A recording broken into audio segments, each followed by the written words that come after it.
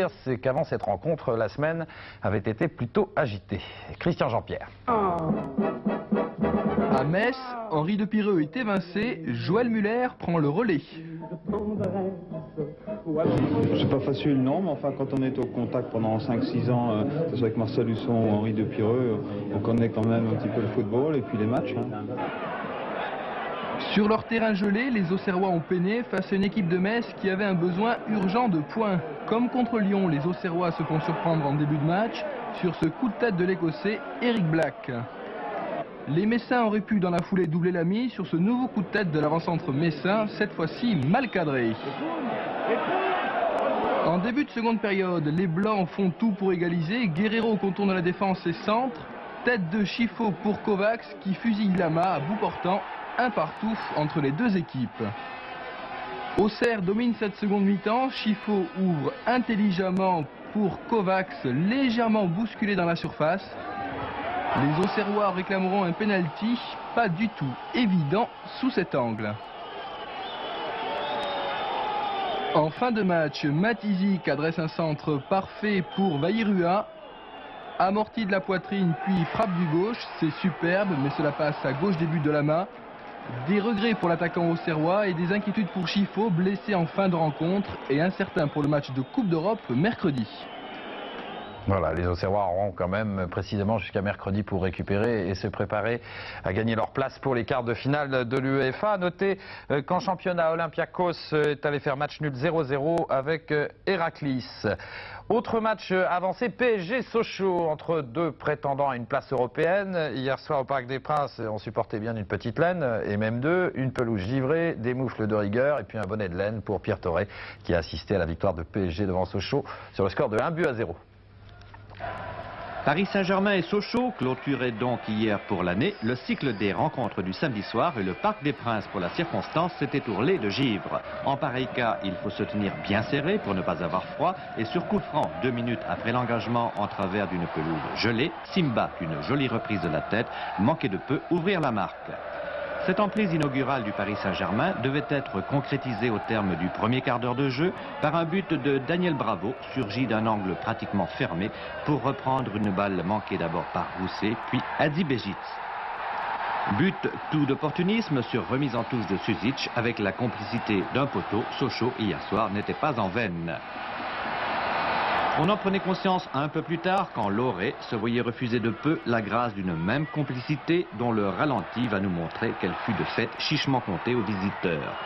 Et l'on en avait confirmation au bout de l'heure de jeu quand Bats se jetait bravement dans les pieds de Carrasco pour préserver un résultat qui importait certes plus que la manière dans des conditions qui justifiaient pour Philippe Lucas, le capitaine sochalien, le report au dimanche.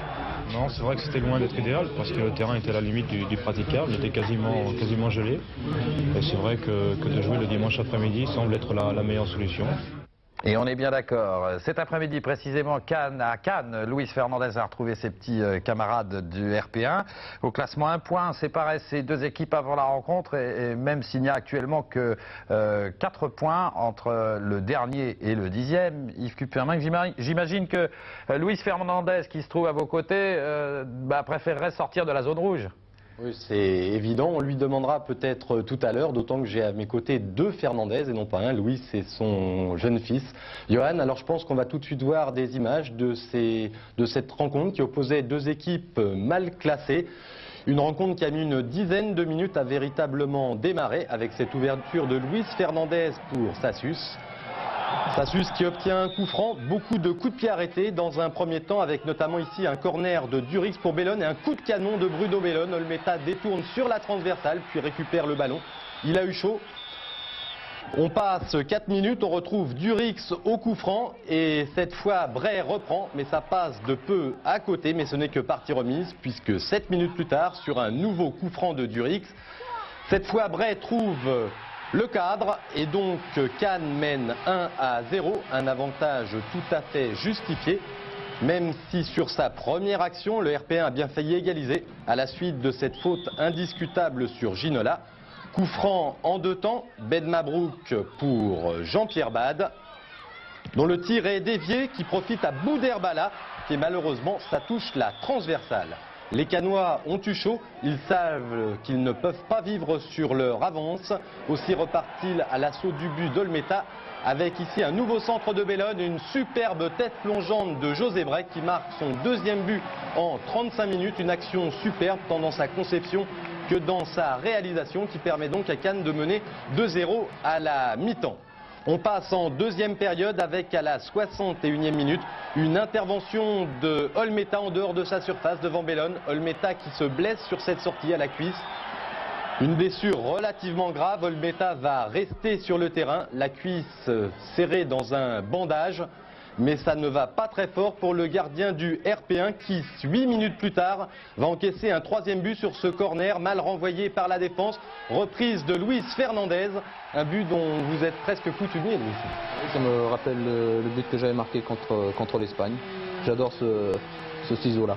Une bicyclette à la Fernandez donc qui provoque la sortie de Pascal Olmeta, remplacé par Lima sur le terrain et par Roche-Dreux dans les buts. En fin de partie, le RP1 tente de revenir à la 81e minute à la suite d'un 1-2 avec Avenay. Bouderbala est accroché, c'est un indiscutable pénalty transformé par David Ginola. Et donc l'AS Cannes bat le RP1 3-1. Alors Louis, j'ai envie de vous demander, d'abord c'est la première fois qu'on joue le dimanche après-midi, c'est la première fois que vous jouez le dimanche après-midi, est-ce que vous aimez ce... Mais moi je pense que c'est beaucoup plus agréable, tant que dans la qualité du jeu, même au niveau des conditions de jeu. On a joué sur un très bon terrain et il faisait beau, et puis je pense qu'aujourd'hui l'AS Cannes il y avait plus de monde, 2 ou 3 000 personnes de plus que si ça aurait été joué le samedi soir. Alors l'AS Cannes n'a pas réalisé un très grand début de championnat. Vous estimez que la 15e ou la 14e place, c'est la véritable place de Cannes? Non, ça ne correspond pas du tout à la place de l'AS Cannes. On en était conscient. Jean Fernandez l'avait d'ailleurs annoncé. À toutes ces questions, il avait toujours répondu. Qu'avec l'arrivée de beaucoup de joueurs dans ce nouvel effectif, avec des joueurs comme moi, comme Bruno, comme Yannick, comme Narvaez ou Edstrom, des joueurs qui n'avaient pas joué dans leur club précédent, il fallait un certain temps de positionnement, et je crois que bon, maintenant le travail commence à payer. On commence à trouver une rigueur dans le jeu et on commence à trouver notre chemin de croisière. C'est de bons signes. Moi j'estime que l'AS Cannes mérite mieux que ce classement et on essaye d'y mettre du mieux pour revenir à un meilleur classement possible. Voilà Roger, donc c'est sur ces paroles de Luis Fernandez que je vous rends l'antenne, et donc en vous rappelant que l'AS Cannes l'a emporté 3-1 face au RP1. Et attention Louise, parce que le petit s'enrhume, j'ai l'impression. Hein. Oui, je crois qu'il a pris un petit froid, mais avec le but que je lui ai marqué, je crois que ça va aller mieux pour lui. Ça va le réchauffer. Merci beaucoup à vous. Et puis une chose est certaine, vous le disiez, c'est qu'il fait bien meilleur jouer au football par les temps qui courent à Cannes ou à Monaco par exemple qu'à Lille actuellement, et les Lillois ne peuvent être que d'accord. Jacques Santini pour cette rencontre avait considérablement modifié son effectif devant une équipe de Monaco qui connaît en ce moment quelques problèmes d'efficacité. Monaco-Lille avec Christian Jean-Pierre. Monaco restait sur 2 défaites consécutives et comptait bien retrouver le chemin défilé face à Lille. Première action dangereuse pour José Touré. Ce sont pourtant les Lillois qui se procurent en début de match les plus belles occasions, comme ici sur cette action d'Abedi Pelé. Tir repoussé par Jean-Luc Ettori. La réaction monégasque ne se fait pas attendre. Quelques minutes plus tard, action menée par Dib, puis Diaz. Débordement de Diaz sur le côté droit, qui malheureusement ne donnera rien. Côté lillois, Angloma et Abedi Pelé sont au départ de toutes les actions dangereuses. Et ce même Angloma a juste avant la pause une très belle occasion pour ouvrir le score. À la mi-temps donc 0-0. En seconde période, Monaco repart à l'attaque, Sonor monte et tente le 1-2 avec Poulain. Il s'en faut d'un cheveu pour que les Monégasques n'ouvrent la marque. Les Lillois de leur côté tentent crânement leur chance. Philippe Périlleux, excellent cet après-midi, le capitaine lillois, va partir dans le centre du terrain. Frappe de 25 mètres qui trompe Jean-Luc Ettori. On revoit ce très joli but sous un autre angle. On s'achemine alors vers la première victoire de Lille à l'extérieur cette saison. Dernière minute de jeu et dernière action des Rouges et Blancs. Coup franc de Marcel Dib et coup de tête de Poulain. Égalisation inespérée pour les Monégasques qui mettent fin à une série de 3 défaites consécutives. Voilà, Mulhouse-Nice, vous aurez remarqué au passage que ces journées le dimanche après-midi ont fait que les gardiens de but portent tous maintenant de très jolies casquettes. Mulhouse-Nice, l'avant-dernier contre le dernier, avec les débuts de Manfred Kals du côté de Mulhouse. Et puis un gros handicap pour les Niçois, l'absence du meilleur buteur actuel, enfin du moins avant cette journée, avec Jean-Pierre Papin, le luxembourgeois Robbie Langers. Mulhouse-Nice, au commentaire, Marianne Macot. Les deux équipes étaient crispées par l'enjeu, chacun jouant pour sa sauvegarde, et cela s'est traduit par une première mi-temps avec de rares occasions. Bokandé marque pour Nice, mais le drapeau du juge de touche était déjà levé, le but est donc refusé pour hors-jeu. La première occasion vraie après 30 minutes, et pour Mulhouse, il y a ce tir de Marc Weller, repoussé par le gardien Pifto d'aussi belle manière, mais Mulhouse domine toujours. Il va s'agir maintenant encore d'une histoire de but refusé. Priou marque, mais le but n'est pas validé à cause d'un hors-jeu de position de Kamsevic. Et à la mi-temps, donc, il y a 0-0, aucun but marqué sur ces pauvres actions. Et dans la dernière demi-heure, Mulhouse tient mieux physiquement. Cela se ressent bien évidemment dans le jeu. La balle progresse facilement sur le but, vous voyez une action bien plus collective. Et c'est ainsi qu'à 10 minutes de la fin, grâce à un centre de Jenner, Priou marque de la tête. Cette fois-ci, le but est validé. Mulhouse obtient ainsi à quelques minutes de la fin 2 points très importants. Les Niçois sont privés de leur meilleur buteur, Robbie Langers, sans convalescence jusqu'à la trêve. Et c'est Mulhouse qui s'offrira la dernière occasion de jeu la plus nette avec Kamsevic de haut but. Une jolie reprise, mais le score ne bougera plus. Victoire de Mulhouse sur Nice, 1-0. Dans un instant, la suite du championnat avec Brest-Saint-Etienne, Caen-Toulon, Lyon-Nantes, OM Toulouse et Bordeaux-Montpellier. La présentation des deux candidats au titre du Super Ballon d'Or France Football, Di Stefano et Beckenbauer. Je n'oublie pas le top but et les buts étrangers. Auparavant, une page de publicité. À tout de suite. Téléfoot avec Mobis. TV, Wi-Fi, ménager, meubles.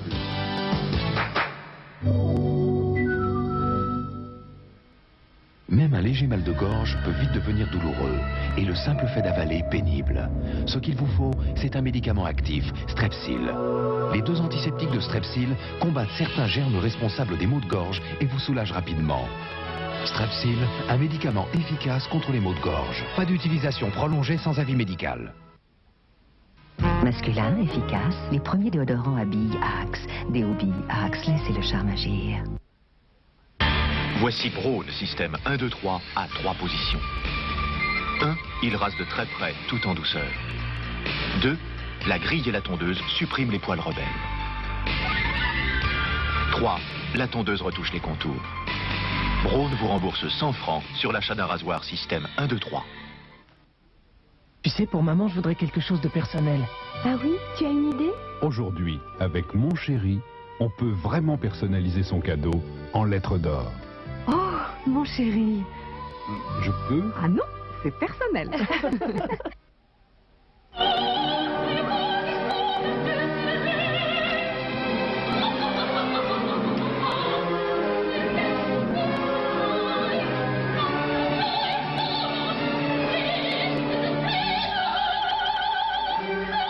La force de l'émotion. Xerius de Givenchy.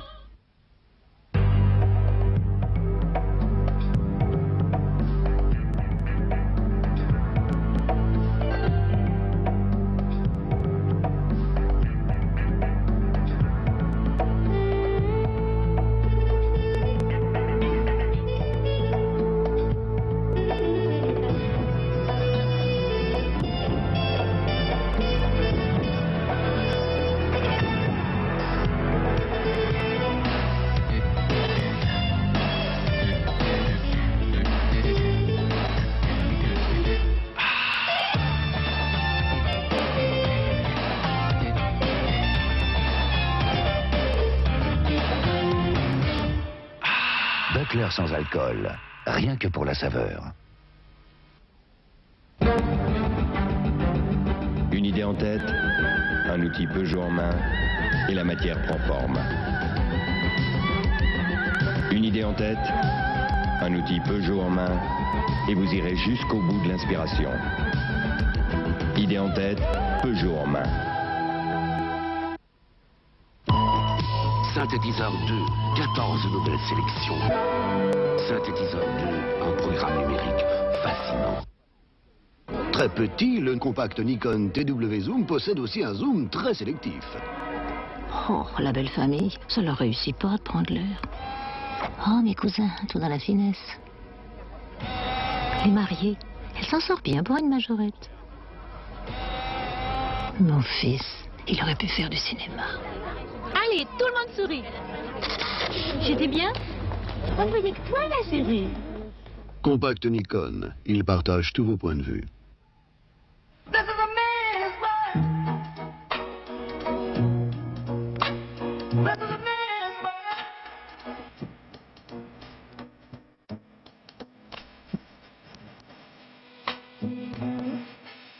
La nouvelle toilette absolue. L'éternel masculin. Bonjour, ici Alain Prost. Avec TCR, changement de pile, foncé, doublé et attention au choc. TCR, Alain Prost.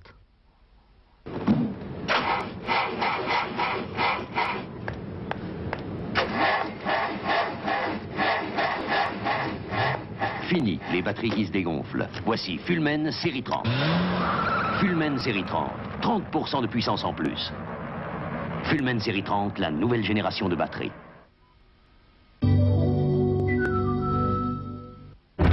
Chaque dimanche sur TF1, une grande soirée, 2 grands films. C'est l'heure des médicaments. Je le crois dangereux, sans être un fou. Aussi, en tout état de cause, j'aimerais bien qu'on le garde. Allons-y. Vous plaisez-vous ici?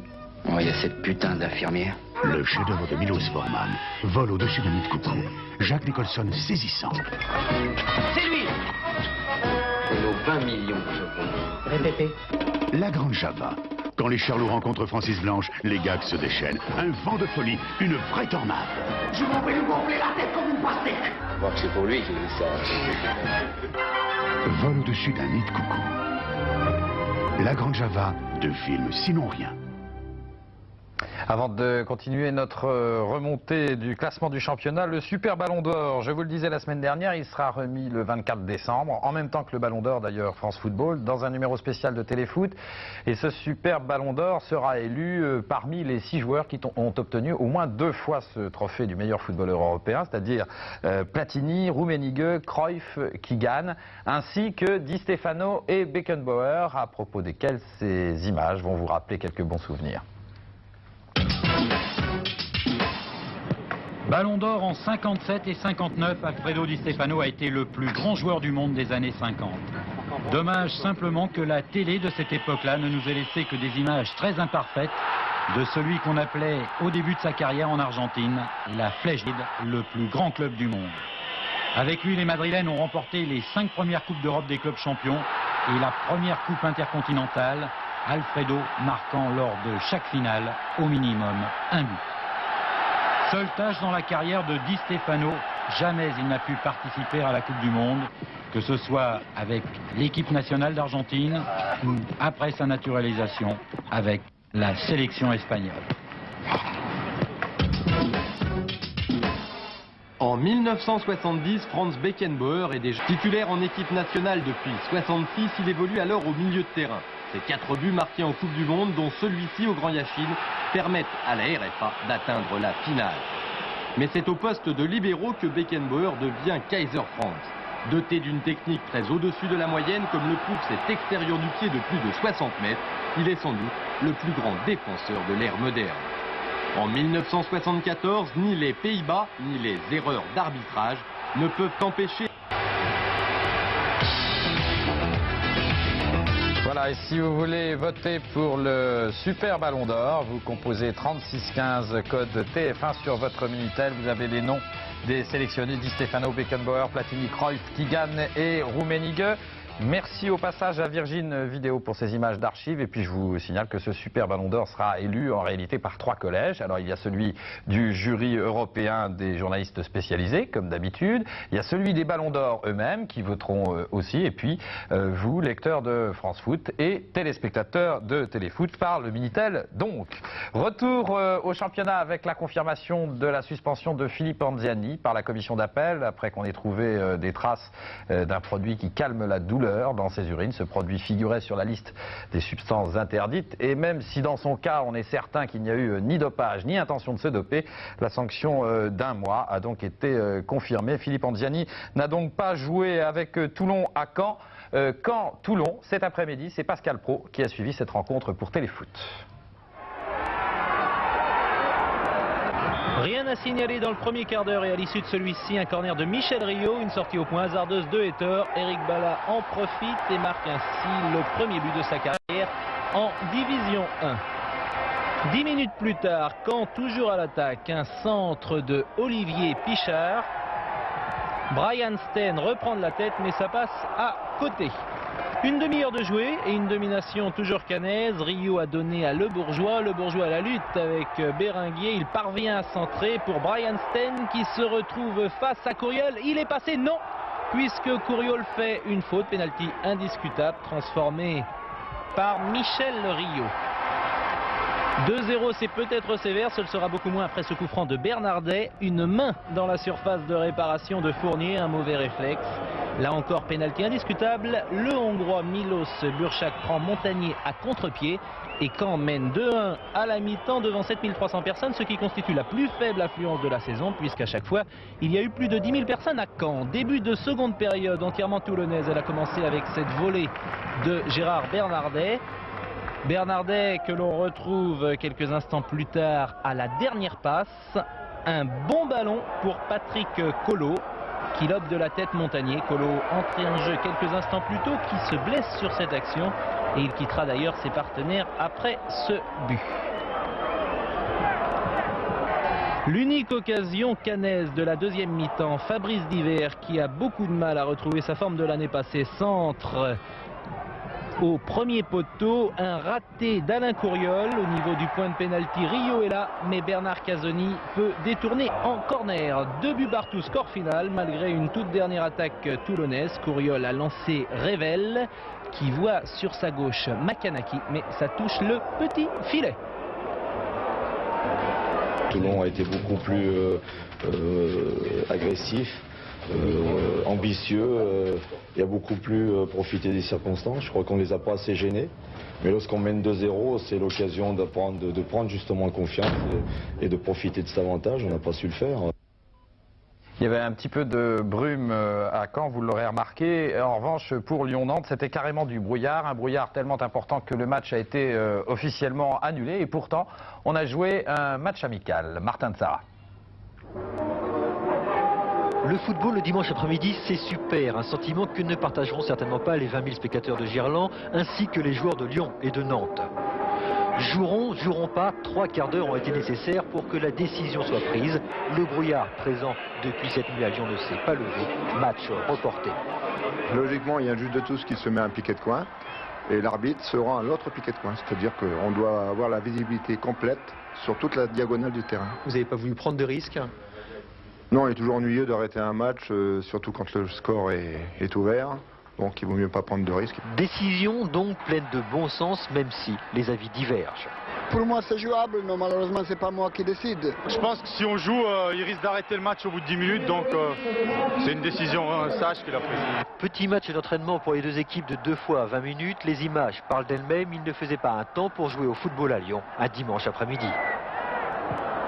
Voilà, je voudrais quand même préciser, et vous le verrez tout à l'heure dans les moyennes d'affluence de spectateurs cet après-midi, qu'on a atteint une moyenne rarement atteinte au cours des journées de championnat depuis le début de la saison. Donc le dimanche après-midi, c'est également une source de bonnes recettes pour les clubs, en tous les cas pour certains clubs. Brest-Saint-Etienne, une belle affiche parce que Brest, après un début de championnat catastrophique, s'est sérieusement ressaisi. Et puis Brest reste sur 6 matchs sans défaite. Quant à Saint-Etienne, eh bien Saint-Etienne généralement réussit assez bien à l'extérieur. Et chez les Bretons, il manquait quand même pas mal de monde, entre autres Cabaneas, Planck, Ferrer. Brest-Saint-Etienne, commentaire Dominique Grimaud. Effectivement, il ne pleut plus sur Brest depuis 6 matchs et comme 6 matchs sans défaite, ça s'arrose. Ils étaient près de 15 000, les Bretons, pour voir leur chouchou partir à l'abordage des Verts de Saint-Étienne. Ces Verts qu'on n'en finit pas d'aimer et de supporter partout en France. Moralité, on a eu droit à un match plutôt enlevé. Les Brestois dominants, comme on le voit ici, la première partie de la rencontre, et les Stéphanois, la seconde. Il y aura pendant ces 45 premières minutes 3 occasions nettes pour Brest. La plus nette va venir. Elle est signée Martins, Beaufreton, intervenant au tout dernier moment. Un Beaufreton d'ailleurs très bien inspiré cet après-midi. A noter, et c'est regrettable, trop d'incidents de jeu, ce qui valut à l'arbitre M. Blouet de sortir 5 fois le carton jaune. Ici, Fournier va en prendre pour son grade.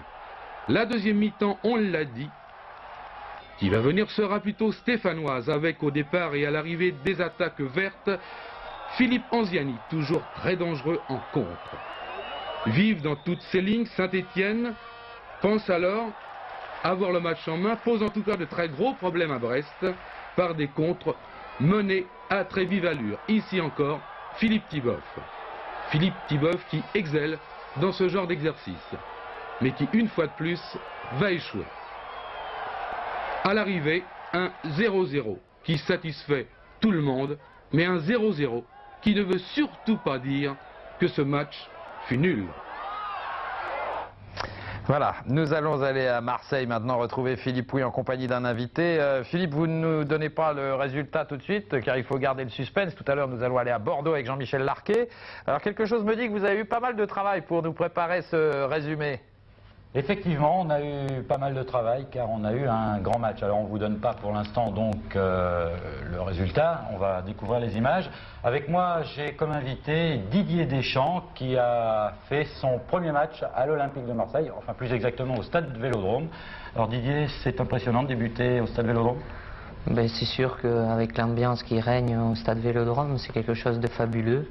Et puis, de par la physionomie du match, ça a été extraordinaire. Alors que là, donc, on vient de voir les premières images. Vous l'avez vu, M. Wurtz a fait le spectacle. Au début de la rencontre, les Marseillais font le pressing, mais finalement, eh bien, en 20 minutes, il ne s'est pas passé grand-chose de dangereux. Robin Huck gardant bien sa cage. On est maintenant à la 22e minute de cette première mi-temps.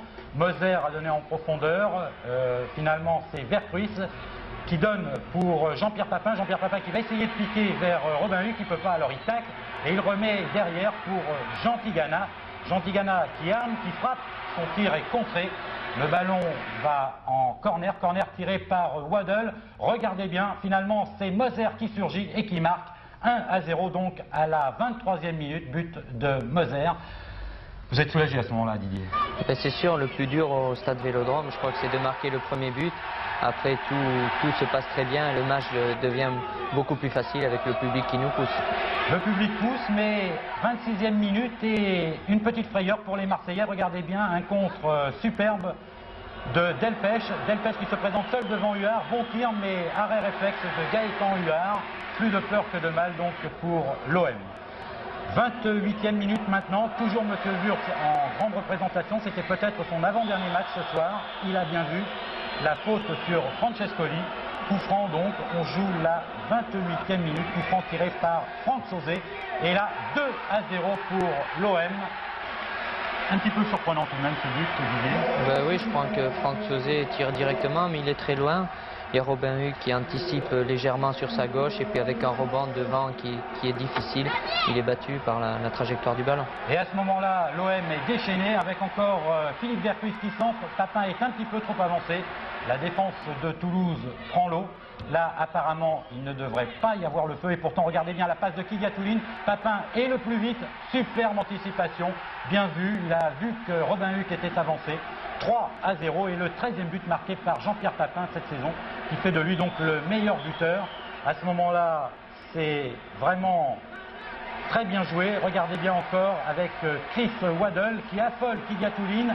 Un centre, le ballon est repoussé provisoirement, mais finalement il revient pour Philippe Vercruis qui marque 4-0. Le match n'est commencé que depuis 39 minutes. 4-0 pour l'OM et ce n'est pas terminé. Les Marseillais vont ajouter un 5e but, 5 buts qui vont être marqués en exactement 19 minutes avec encore Waddle. Au départ, il y a eu une faute sur vous, l'arbitre n'a pas sifflé et là, en revanche, il siffle le pénalty pour une faute sur Jean-Pierre Papin. Pénalty tout de même un petit peu sévère. Et là, Jean-Pierre, eh bien, il marque tranquillement son 14e but de la saison et pour l'instant, on en est à 5-0. C'est le score à la mi-temps. En deuxième période, eh bien, les choses ne vont pas traîner. C'est vous qui faites la touche pour Franck Sauzet. Waddle avec encore en face de lui Kidiatouline. Et une nouvelle fois, elle réussit à passer. Francescoli qui frappe et finalement Papin qui marque une nouvelle fois. 15e but de Papin, le 3e de la journée et 6-0 pour l'OM. Le match est commencé depuis 49 minutes. Et là, sur un compte, la balle a eu à peine le temps d'être remise en jeu. Marsico a bien anticipé la sortie du Hard. 6-1. 6-1, vous le voyez, après 50 minutes de jeu, des buts, il aurait pu y en avoir encore beaucoup d'autres, notamment là sur cette tête de Francescoli. Mais je vous rassure, ce sera le résultat final. Il aurait pu être encore beaucoup plus sévère. On a eu aujourd'hui à Marseille un match absolument fantastique, avec tout de même une dernière occasion pour les Toulousains, à Sadourian, malheureusement pour lui, qui rend à côté des buts du Hard. 6-1 donc. J'imagine, Didier, que votre nouvelle équipe aujourd'hui vous a quand même impressionné. Ben, c'est sûr que quand Marseille joue comme ça, avec le public qui est derrière, c'est quelque chose de fabuleux. C'est une grosse machine, comme on dit, et elle est très difficile de l'arrêter. Alors finalement, dans un match comme ça, quand il y a 6 buts, on se dit l'idéal, ça aurait été de participer un petit peu à la victoire avec un but, non? Ben, c'est sûr, ça m'aurait fait très plaisir, mais bon, l'essentiel pour moi, c'était de prendre mes marques et de répondre à mon entraîneur, à savoir le travail qu'il me demandait, de correspondre à son attente. À partir de là, bon, mon travail est rempli. Mais c'est sûr qu'un but m'aurait fait très plaisir. Alors votre travail n'est pas légèrement différent de celui que vous effectuez à Nantes? Ben, disons que sur ce match-là, j'avais un rôle de piston sur le côté droit. Moi, j'étais peut-être un peu plus défensif que je ne l'ai été à Nantes. Mais bon, il faut que je trouve ma place et que j'essaye d'apporter ce qu'on attend de moi dans un rôle qui me convient le mieux. Alors là, je pense que vous n'avez plus de soucis. L'année prochaine, vous disputerez encore une Coupe d'Europe? Oh, je pense que ça, c'est pratiquement sûr. Maintenant, bon, c'est pas l'objectif principal. L'objectif, c'est la Coupe d'Europe, bien sûr. Mais c'est aussi le titre de champion. Je crois que Marseille, avec le public et puis la ville qui vit que pour l'OM, ne peut pas se passer de ce titre de champion de France. Alors, on ne donne pas le résultat de Bordeaux parce qu'on va voir les images derrière. Mais le titre de champion de France, vous y pensez quand même? Ouais, c'est le deuxième objectif. Bon, la Coupe d'Europe, c'est qu'au mois de mars. Mais il nous reste 2 matchs encore avant la trêve. 4 points à prendre. Et puis, on va essayer de grappiller 1 ou 2 points sur Bordeaux.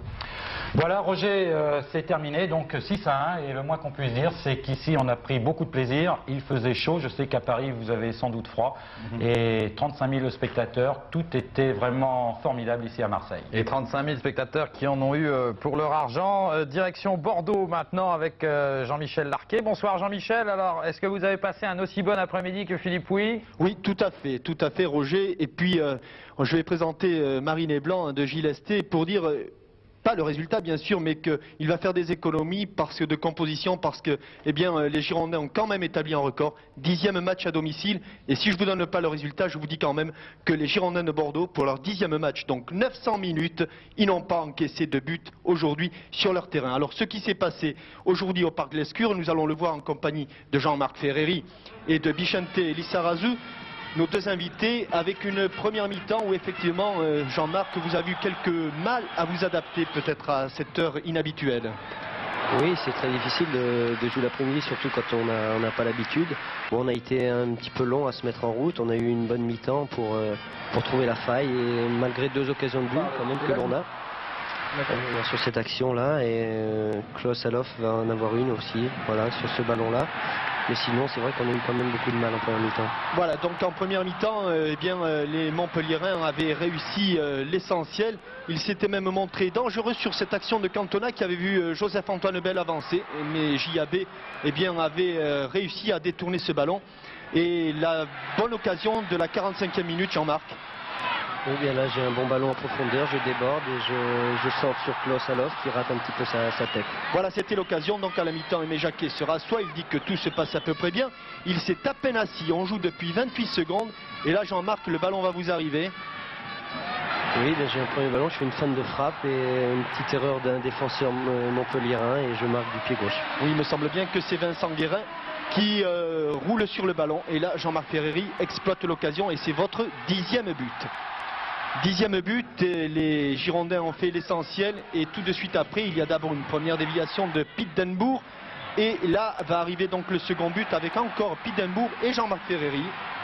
Oui, j'ai un très bon ballon de Pete Denbourg en retrait et je vois Klaus Saloff au deuxième poteau. Il n'a plus qu'à pousser le ballon dans les buts, mais c'est une action à 3 et c'était un très beau mouvement collectif. Voilà, d'autant que les Montpelliérains vont être pratiquement inexistants, si ce n'est cette action où Joseph-Antoine Bell capte assez facilement un tir de Carlos Valderrama, un 1-2 par dos à l'off. C'est sur cette action, eh bien, Stéphane Paille va entrer et voici le premier ballon de Stéphane Paille sous les couleurs bordelaises. Stéphane Paille qui est entré alors que sa nouvelle équipe des Girondins menait 2-0 et c'est la dernière action avec Touvenel toujours aussi offensif qui dans un angle impossible eh bien, va mettre le ballon à côté des poteaux de Rust, mais 10e but et 7e passe décisive pour Jean-Marc Ferreri. Je pense, Jean-Marc, que vous faites cette saison votre meilleure saison aux Girondins de Bordeaux. Bien oui, je crois que cette année j'ai franchi un palier, ça se vérifie au niveau des chiffres puisque c'est vrai que c'est ma 7e passe décisive et mon 10e but. Bon, mais ça je le dois aussi à mes partenaires parce que s'il n'y avait pas un gros travail de récupération, un gros travail de complémentarité, d'organisation, je ne pourrais peut-être pas apporter ce que j'apporte cette année. Et je crois que c'est un ensemble avant tout qu'il faut ressortir. Jean-Marc, ce qui ressort de ce match par exemple, c'est que Bordeaux n'a pas été très bon en première mi-temps mais ne s'est pas énervé, a été sûr de sa force.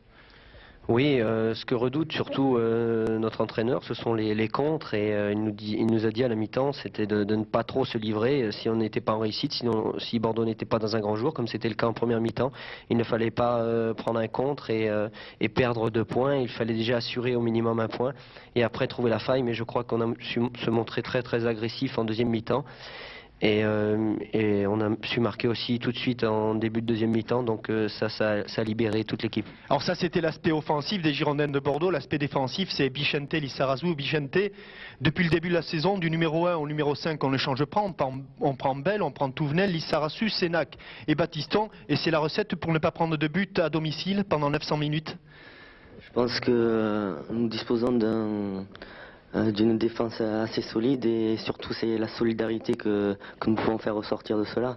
Et je pense que si nous n'avons pas pris de but depuis le début de la saison, c'est parce que nous avons établi des relations importantes pour cela. Bichente, on a l'impression aussi qu'un jeune qui entre dans une équipe comme ça est tout de suite admis et qu'en tout cas il trouve immédiatement ses marques. Voilà, je crois que moi je me trouve au milieu de joueurs qui ont déjà une grande carrière derrière eux et ils m'aident beaucoup dans mon placement défensif puisque bon, c'est une place que je joue depuis peu de temps et ça me permet d'être en confiance et d'essayer de bien jouer. Alors ici, Roger, on m'a défendu de parler du titre et Rému Gothals ne veut surtout pas qu'on parle du titre, mais comme maintenant le 3e est à 10 points des Girondins, on songe quand même à la Coupe d'Europe et comme vous l'avez dit, Roger, ici nous avons passé une excellente après-midi et la soirée n'est pas terminée. Ah ben je l'espère. Merci beaucoup à vous trois. Avant de passer au top but, nous allons voir maintenant les classements de première division, les résultats de deuxième division, le nombre de spectateurs, le nombre de buts et puis le classement du meilleur buteur, des meilleurs buteurs avec Christian Jean-Pierre. En tête du classement, Bordeaux conserve la première place avec 34 points. À la deuxième place, toujours Marseille avec 31 points. Sochaux conserve la troisième place. Monaco remonte à la quatrième avec 23 points. En bas de tableau, Nice est toujours dernier du classement avec 15 points. Montpellier et Racing Paréen sont barragistes alors que Mulhouse remonte de la 19e à la 16e place avec 17 points. 23 buts ont été marqués au cours de cette 21e journée. Au classement des buteurs, Jean-Pierre Papin reprend la tête avec 15 buts, deuxième ex-aequo, Alof, c'est Langers avec 12 buts. 93 500 personnes se sont déplacées cet après-midi pour voir les 7 matchs, ce qui fait une moyenne de 13 000 personnes par match, c'est bien, c'est une bonne moyenne. On jouait aussi ce week-end en seconde division. Hier soir, Strasbourg a gagné une place en battant Bastia 3-0, Martigues et Guignon ont fait match nul 0-0. Cet après-midi, Dijon a été battu à domicile 3-0 par Nancy, but de Stéphane et 2 buts de Zitelli. Nancy caracole en tête de ce groupe avec une avance de 5 points sur Strasbourg. Dans le groupe B, hier soir, Rennes a conservé la deuxième place en battant Créteil 1-0. Valenciennes et Laval ont fait match nul 3-3. Au classement, Le Havre est toujours en tête avec 27 points. Et puis, n'oubliez pas, tous les résultats D1, D2, D3, D4 sur le Minitel 3615, code TF1. Voilà, et à noter que nous n'avons pas comptabilisé les 20 000 spectateurs de Lyon dans la moyenne de l'après-midi, ce qui la augmenterait considérablement. Tout à l'heure, juste après Téléfoot, vous retrouverez Frédéric Jaillant et Jean-Claude Laval qui vous diront tout sur la grille gagnante du loto. Le top but maintenant avec Alexandra. Bonsoir Alexandra. Et nous allons voir le but sélectionné par les lecteurs de France Soir au cours de la 20e journée. Vous avez vu ce centre de Vairua et c'est le but de Coquard au cours du match Nice-Auxerre. Ça a été un petit peu furtif, mais rassurez-vous, nous allons peut-être le revoir. Ça dépend aussi des lecteurs de France Soir. Ont-ils décidé de l'arrivée du but de Coquard dans le classement des 5 plus beaux buts du championnat? La réponse avec Frédéric Jaillant. Eh bien, c'est la case numéro 5 que les lecteurs de France Soir ont coché à propos du but de Christophe Coquard. Ce dernier fait donc son entrée en dernière position et remplace le Stéphanois Bernard Mendy. Dans ces conditions, pas de changement pour le reste du classement. Numéro 4, on retrouve le Lyonnais François Brisson. Toujours numéro 3, la volée réussie par Jean-Marc Ferreri. Déjà une longue carrière dans ce hit-parade pour l'attaquant bordelais. En revanche, seulement la deuxième semaine de présence pour le but marqué par Éric Cantona. Vous vous souvenez que le Montpellierin a réussi une entrée en force il y a 8 jours, puisque les lecteurs de France Soir, sous le charme, l'ont classé à la deuxième place du top but. Enfin, toujours à la première, la fameuse reprise de volée signée du Canois Guy Mingoal.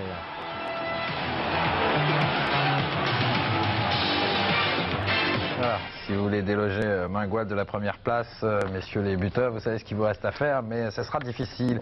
Alexandra, le tirage au sort, vous nous dites vite qui a gagné les nombreux lots que nous faisons gagner chaque semaine. Alors il s'agit de monsieur Jean Rivaud de Libourne. Alors ce monsieur a gagné un magnétoscope et une cassette de Pelé l'homme mobile but offert par François. Très bien, voilà, et je vous rappelle que si vous souhaitez jouer, vous pouvez découper vos bulletins dans France Soir les lundis, mardis et mercredis. On va retrouver maintenant Thierry Roland pour les buts étrangers. Thierry, qu'est-ce que vous nous avez préparé ce soir ? Eh bien, c'est un petit cocktail, Roger, qui nous vient de République fédérale allemande et d'Angleterre, puisque, une fois n'est pas coutume, nous n'aurons pas de but, mais vous aurez les résultats italiens. On va tout de suite commencer donc par des images de la Bundesliga, avec, vous allez le voir, un très beau match entre l'équipe de Stuttgart et l'équipe de Cologne. Stuttgart joue en blanc et c'est pourtant un rouge, c'est-à-dire Frank Greiner qui marque contre son camp, on le voit mieux au ralenti. Le premier but de Stuttgart, on joue depuis 3 minutes, on ne peut pas plus mal commencer un match, d'autant que le score restera celui-là jusqu'à la 67e minute où Walter là marque un but extraordinaire que l'on va revoir au ralenti, le but de ce numéro 8 de Stuttgart, pleine lucarne vraiment, et 2-0 pour Stuttgart face à Cologne, et bientôt 3, 6 minutes plus tard, grâce à Kassel, tout seul, beaucoup plus facile. Dans la dernière minute de jeu, Sturm sauvera l'honneur pour Cologne, battu 3-1 à Stuttgart et qui perd sa place de leader de la Bundesliga. Le Bayern, on va le voir également, s'est bien repris en battant 2-0 Mönchengladbach avec un très joli deuxième but signé par l'Écossais Alan McInally. C'est le Bayer Leverkusen qui est en tête en Allemagne devant le Bayern Munich, Francfort et Cologne. 3 deuxièmes ex aequo avec un point de retard, 26 contre 25. Et il n'était pas content du tout, le gardien de but du Borussia Mönchengladbach. Nous voici maintenant en Angleterre, avec la rencontre entre Chelsea et Wimbledon, et sur sa pelouse de Stamford Bridge, c'est Chelsea qui ouvre la marque par Dixon dès la première minute. Mais sur un contre, les rouges de Wimbledon, qui vont être très à leur affaire, les rouges de Wimbledon vont égaliser dès la deuxième minute, 2 buts en moins de 2 minutes, c'est du jamais vu sur la pelouse de Chelsea. Mis en confiance par cette égalisation, eh bien, les joueurs de Wimbledon vont marquer un deuxième but par Wise de la tête, puis un troisième par Gibson, ce qui va leur permettre, à la surprise générale, de mener sur la pelouse de Chelsea, qui avant cette rencontre était l'un des 4 co-leaders de la première division anglaise, par 3 buts à 1. Ils étaient co-leaders avec Liverpool, avec Aston Villa et avec Arsenal. Il y avait 4 leaders avant cette 16e journée. Il n'y en aura plus que 3, puisqu'il est visible, malgré ce penalty que va transformer Roberts, que Chelsea n'est pas dans un bon jour. Toujours est-il qu'à la mi-temps, les Bleus de Chelsea, sur leur pelouse, après ce penalty que va tirer Roberts et le transformer, Chelsea est mené à domicile 3-2. Tout reste donc possible, mais la deuxième mi-temps, comme la première, sera pour les joueurs de Wimbledon. Wise et Cork marquant 2 nouveaux buts, ce qui fait que Chelsea s'est incliné sur sa pelouse 5-2. C'est la première défaite des ex-leaders du championnat anglais. C'est la première défaite donc de Chelsea à Stamford Bridge depuis septembre 1988. Et c'est un remarquable succès pour Wimbledon. À signaler que dans le dernier match, oh il est bizarre ce but, regardez. Il est rigolo. On va le revoir au ralenti parce que le gardien il se trouve complètement. Regardez. Mais oui, ça, il y a du Vendroux dans l'air. Mais où il est ce ballon? Ah, il est là. Et voilà. Donc 5-2. Oui, je vous disais que Arsenal avait gagné 1-0 contre Manchester United. Liverpool, Aston Villa et Arsenal sont leaders. Les résultats italiens, je vous les avais promis. Vous voyez que le leader Naples l'a emporté facilement contre l'Atalanta de Bergame. Le Milan AC a battu de justesse Bologne grâce à un but de Donadoni. Et en ce qui concerne Cremonese-Juventus, match nul 2-2, les 4 buts ont été inscrits dans les 33 premières minutes. Naples est leader avec 22 points, 3 deuxièmes, Sampdoria de Gênes, Milan AC, Inter de Milan 18 points et 5e la Juventus avec 17 points. Thierry, pour nous quitter, je vais vous proposer quelque chose qui va vous plaire. C'est un record de jonglage qui a été battu par un jeune joueur de Metz. Il a 14 ans, il s'appelle Flavio Masucci et il a réussi à toucher la balle en 6 heures 33 400 fois. C'est pas mal. Et alors, pour être tout à fait complet, il s'est même permis de battre le record de touche avec la tête qui est détenu par Maradona. En 1 minute, Maradona, il la touche 138 fois. Et bien, le petit 14 ans, il a réussi 175 fois. Alors, on va se quitter sur ces images. Ben voilà. Très bonne soirée. Bonne soirée. Et vous retrouvez Frédéric Jaillant après Téléfoot et ensuite le Premier ministre Michel Rocard pour 7 sur 7 pardon, avec Anne Sinclair. Bonne soirée. Avec Mobis, TV, Wi-Fi, ménager, meubles.